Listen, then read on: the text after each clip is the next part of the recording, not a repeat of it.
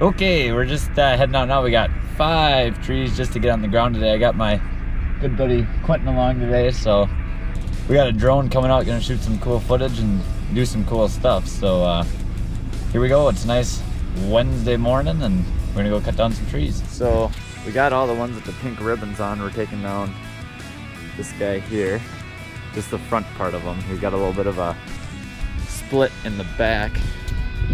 You can see down in here. So we're taking him out. The homeowner got kind of concerned. We just had a bad windstorm about a week and a half, 2 weeks ago, and he got kind of concerned.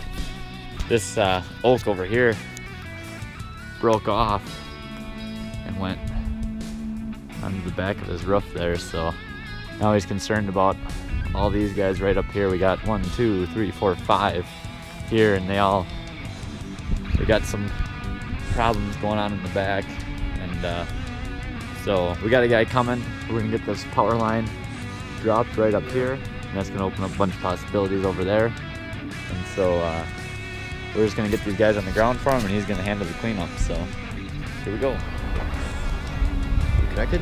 Yep, I got you on me.